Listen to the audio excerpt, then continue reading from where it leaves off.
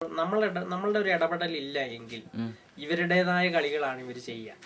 അത് അവര് നമ്മളിങ്ങനെ മാറി നിന്നാൽ അവർ കളിക്കാൻ വിടുന്ന സമയങ്ങളിൽ അവര് തമ്മിൽ തന്നെ രണ്ട് പാർട്ടായിട്ട് തിരിഞ്ഞ്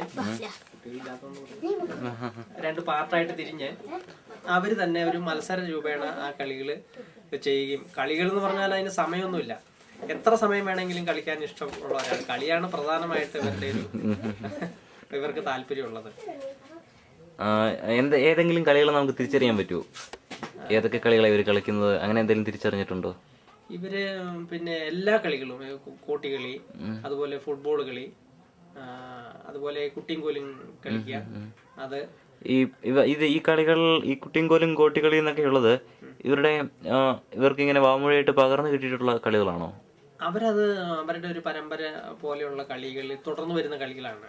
അത് അവർ കണ്ട് ചെറുപ്പം മുതലേ പഠിച്ച് ഒരു ഊരുനിഷ്ഠ ആയതുകൊണ്ട് അവിടെ വലിയ ആളുകൾ ഇതൊക്കെ കളിക്കുന്നത് അവർ കാണുകയും അവരോടൊപ്പം അപ്പൊ ഒരു ഊരില് വേനൽക്കാലങ്ങളിലൊക്കെ പണികൾ കുറവുള്ള സമയങ്ങളാണെങ്കിൽ ഇവര് വലിയ ആൾക്കാർ തന്നെ, നല്ല പ്രായമായവരൊക്കെ കളിക്കുമ്പോൾ അതിലൊരു 3-4 പാർട്ടുണ്ടാവും. വിവിധ തലങ്ങളിലുള്ള പെൺകുട്ടികളും ആൺകുട്ടികളും വേറെ വേറെ ഒക്കെ നിന്നുകൊണ്ടുള്ള കളികളുണ്ടാവും. അതിലെല്ലാം അവരത് പങ്കെടുക്കാറുണ്ട്. അപ്പോൾ ഈ മാഷ് പറയുന്ന സ്കൂൾ ഇവിടെ വന്നാലും ഇവര് ഊരിലെ കളികളൊക്കെ തന്നെ കളിച്ചോണ്ടിരിക്കും. പിന്നെ നമ്മൾ പഠനത്തിന്റെ ഭാഗമായിട്ട് ഈ ഗണിത പ്രവർത്തനങ്ങളൊക്കെ ആയിട്ട് ബന്ധപ്പെട്ട് പല കളികളിൽ ഏർപ്പെടാറുണ്ട്. അതുപോലെ ഈ പഠനത്തിന്റെ ഭാഗമായിട്ടുള്ള പല കളികളും നമ്മൾ ഇവരറിയാതെ തന്നെ ഇവരിലേക്ക് നമ്മളത് പറഞ്ഞു കൊടുക്കും. അപ്പൊ ഇവർ ചെയ്ത് കഴിയുമ്പോൾ അവർക്ക് തന്നെ അത് തിരിച്ചറിയാനായിട്ടുള്ള ഒരു ഇതും കൂടെ ഉണ്ടാവും. അത് ഗണിത പ്രവർത്തനങ്ങളായിട്ട് ബന്ധപ്പെട്ട് ചെയ്യാറുണ്ട്. അതുപോലെ പരിസര പഠനങ്ങളായിട്ട് ബന്ധപ്പെട്ടുള്ള അങ്ങനെ പല കളികൾ നമ്മൾ പ്ലാൻ ചെയ്ത് ചെയ്യാറുണ്ട്. ഇവര് ഇവിടെ വരുമ്പം ഏത് ഭാഷയിലായിരിക്കും ഇവർ ആശയവിനിമയം നടത്താറ്? ഇവര് പരസ്പരം ഇപ്പോഴും ആശയവിനിമയം നടത്തുന്ന മുടുക ഭാഷയിൽ തന്നെ. മാഷിന് അതെന്തെങ്കിലും ബുദ്ധിമുട്ടുണ്ടാക്കാറുണ്ടോ? ഇല്ല, എനിക്ക് ആദ്യം വന്ന ആ ഒരു വർഷം ഒരു ബുദ്ധിമുട്ടുണ്ടായിരുന്നു. എന്ന് വെച്ചാൽ ഇവർക്കുടെ ഭാഷ നമുക്കൊന്ന് മനസ്സിലാവുന്ന വരെ. അത് കഴിഞ്ഞാൽ പിന്നെ പ്രശ്നമില്ല. ഇപ്പൊ മാഷ് പഠിച്ചു. എനിക്ക് ഈ ഭാഷ അറിയണം, അറിഞ്ഞെങ്കിൽ മാത്രമാണ്. ഇപ്പൊ 1-ാം ക്ലാസ്സിൽ വരുന്ന ഒരു കുട്ടിക്ക് ഇവരുടെ ഭാഷ മാത്രം അറിയത്തുള്ളൂ.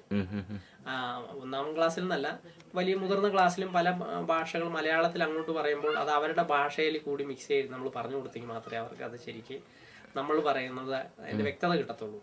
അപ്പൊ അതുകൊണ്ട് ഇവരുടെ ഭാഷ നമുക്ക് അറിയണം. അറിഞ്ഞില്ലെങ്കിൽ മലയാളം മാത്രം പറഞ്ഞാല് ഇവരിപ്പം നമ്മൾ നോക്കുക എന്ന് പറഞ്ഞാൽ ഇവർ നോടുക, പിന്നെ ഇങ്ങോട്ട് വാ എന്ന് പറഞ്ഞാൽ ബാഫേ, എങ്ങനെയൊക്കെയുള്ള അവരുടെ അത് നമുക്കറിയണം. അതുപോലെ ഇപ്പോൾ ഒന്നിന് പോകണം എന്നുള്ള പറയണത് ഇച്ചിരി മുതിർന്ന കുട്ടിയാണ് ഒന്നിന് പറയാം, അല്ലെങ്കിൽ സാറേ ഉച്ചാട്ടാൻ പോകണം എന്ന് പറയും.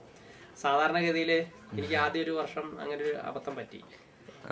എന്നാ ചേട്ടൻ ഒരു കുട്ടി ഇരുന്നിട്ട് പറഞ്ഞു സാറേ ഉച്ചാട്ടം എന്ന് പറഞ്ഞു. ഞാൻ പറഞ്ഞു ഉച്ചയാവട്ടെ, ഭക്ഷണത്തിനായിരിക്കും, കഞ്ഞി വെക്കുന്നുണ്ടല്ലോ, അപ്പൊ ഉച്ചയാവട്ടെ എന്ന് ഞാൻ ധരിച്ചിരുന്നു. പക്ഷെ അത് ഇവരുടെ ഭാഷ മനസ്സിലാക്കിയപ്പോഴാണ് മൂത്രമൊഴിക്കാൻ പോകണം എന്നാ പറഞ്ഞെന്നുള്ളത്. അപ്പോൾ ഈ താഴെയുള്ള സ്കൂളുകളിലെല്ലാം പുറത്തുനിന്നുള്ള മാഷുമാർ വന്ന് ഇവരെ പഠിപ്പിക്കാറുണ്ട്. അതൊരു പക്ഷെ ഇവർക്ക് എന്തായിരിക്കും, ഇവർക്കുണ്ടാകുന്ന ഒരു ഇമ്പാക്ട് എന്തായിരിക്കും? അവരെ സംബന്ധിച്ച് ഇവർക്ക് ഭാഷ മനസ്സിലാക്കാൻ നല്ല പ്രശ്നമുണ്ട്.